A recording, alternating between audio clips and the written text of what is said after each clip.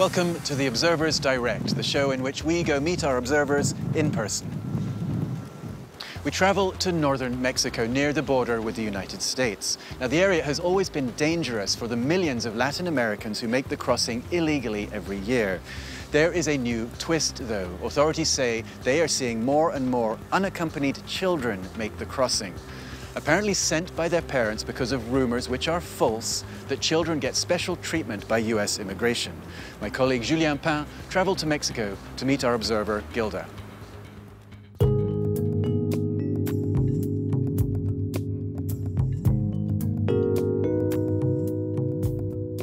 Bonjour, Gilda. Hola, ¿qué tal? Buenas ¿Cómo tardes. estás? Bien. Les quiero mostrar la línea. I wanted to show you the fence that separates Nogales, Sonora and Nogales, Arizona. This is where people cross the border illegally over the fence. There are more and more children now crossing the border. They're hoping to join their parents, who are already in the United States. So the US is just there. What are they doing? Why are they talking through the fence? They can't cross the border. They have family on the other side, so they come here to talk. They have no choice. They don't have the right documentation. Are you going to try and cross? No. You're staying here? I'm waiting until I can enter the US legally. How will you do that? I'll wait until I have a visa, proper documentation. He has to marry her, then he'll get the papers he needs. But he's still a minor and has to wait until he's legally old enough to marry. Gilda takes us to the Don Bosco shelter, where they bring migrants caught trying to cross the border into the US or who have just been deported. Gilda has been running this shelter for 32 years, and every evening she registers the new arrivals. I'm registering the people who'll be staying here tonight. How many are there? 57. Are there ever any children staying here? It depends. We have one staying on May 12th. He was 15 years old. There are two written down here. One was 12, the other was 16, and this one was 16. He was from El Salvador. He was traveling on his own. Most of the children and teenagers trying to travel to the US are stopped by the American border control agents and escorted back to the other side of the border a few days later. Gilda takes us to the Camino a Casa, a safe house for these unaccompanied children. Hello. Hi, how are you? When the Americans catch children trying to cross the border on their own, in either direction,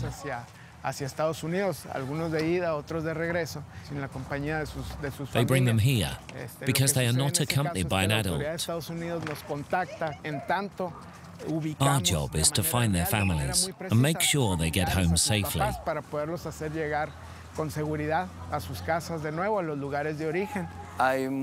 there a lot of unaccompanied children? Yes, we took in 16,000 children last year. All of them were traveling alone. We talked to some of these children. They come from remote provinces in Mexico and also Central America. Person, for example, is from Chiapas. He paid money to be smuggled across the border, but the journey didn't end well. After leaving my home, I travelled on a bus for 4 days. The smugglers locked me in a house with around 100 other people. We were squeezed in together like that for 3 days. On the 4th day, they came to collect us in the middle of the night and took us to the border. And then we walked for 5 days. We were given very little water. We were so thirsty we ended up handing ourselves in to the border patrol. There are some 30 children in this shelter. We met 2 brothers who were caught trying to cross the border with their father. Where's your father? He's in Tucson. They put him in prison. Why did they separate you from him? Because he's already tried to cross the border a few times, so they arrested him. What was the journey like? It was going well, but then we heard a noise. There was a helicopter above us, and they saw us. My father said, "Run, they've seen us," but we couldn't run anymore. and they caught you. Yes. And your mother's in the US? Yes. When did you last see her? 8 years ago. And what's going to happen to you now your dad's in jail? My Uncle Matthias is coming to get us, I think. And then we'll try and cross the border again.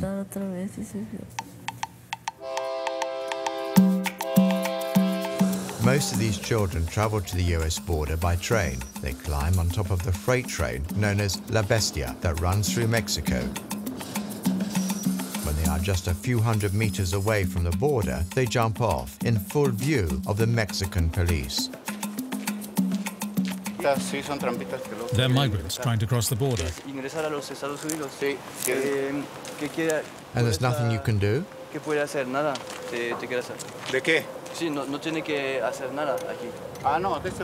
leave them to it. They just want to get past. You don't stop them? No. We just make sure they don't stay here or go through the barrier.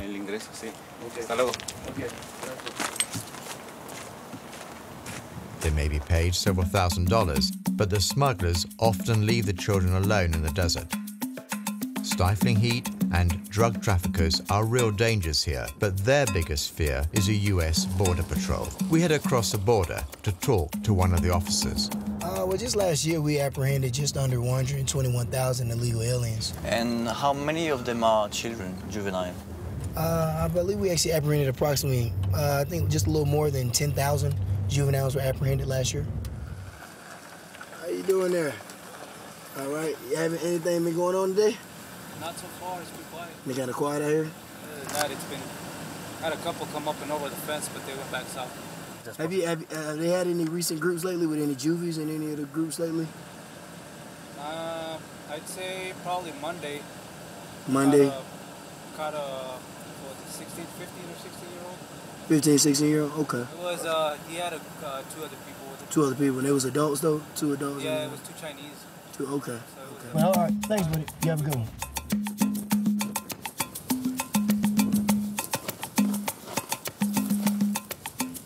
And as you kind of can see, this is where even like the bollard style fencing actually stops. Right here, just in front, right in front of us here to the south. And then it kind of turns into this barbed wire style fencing. It seems to be pretty easy for a migrant to jump over that fence, right?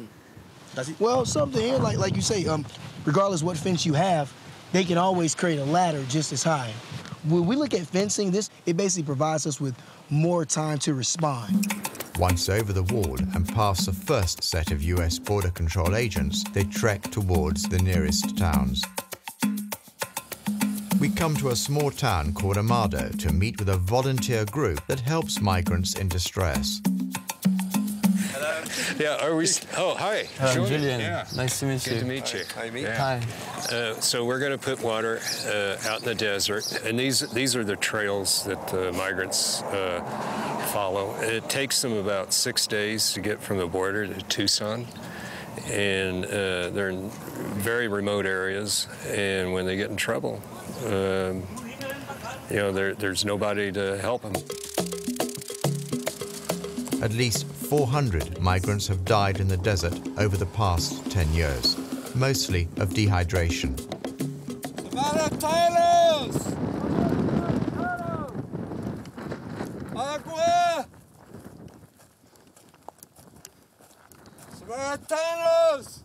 We were coming up on our waypoint, and somebody saw 3 migrants running through the desert, and we wanted to help them. I think we scared them off. I found that nearby. Right. What is that? They put them over their shoes so they don't leave tracks. In order to hide from the Border Patrol, that's what they wear. So where did they get that, you said? In Altar, Sonora. Is that also where they get these? And that is where they get this, too. The migrants buy the black bottles to carry their water because it doesn't show up quite as much as white bottles. How many gallons of water does it take a day for a person to... At least 2 gallons. At least. Despite the danger, the cost, and the strong possibility they're going to get caught, a growing number of children are trying to travel across the desert. We head to Tucson, Arizona, to talk to immigration attorney Nina Rabin. Do you know why there's so many children coming to the US? Why now? I think everybody is asking themselves that. I think there are a number of factors. The one that seems the most likely is the gang violence, that it's just so extreme. I think that another reason is that there's increasing numbers of these kids that were left behind by their parents when they were very little, who are now getting older and are coming to find their parent. I think that the immigration system is not well designed to handle this problem at all. All immigrants are not well equipped to kind of navigate through the immigration system, but kids obviously are even less able to do so, and there's no right to any kind of representative through the immigration process. There are currently hundreds of thousands of undocumented migrants stuck in the US, mothers and fathers who can't go back and forth over the border and who would do anything to be reunited with their children, despite the risks. Our observer Gilda will carry on helping these immigration orphans with what little means she has. But if the US authorities fail to acknowledge the extent of the problem, Gilda may not be able to help them all for much longer. President Obama has called the unaccompanied children at the border an urgent humanitarian situation. He has instructed federal agencies to provide food, shelter, and counseling to them. We hope that will make things easier for Gilda and the people she's trying to help. Now remember, we need you to help us make this show. So if there's a problem in your community that you think the world needs to know about, get in touch. Maybe we'll come see you for the next Observers Direct.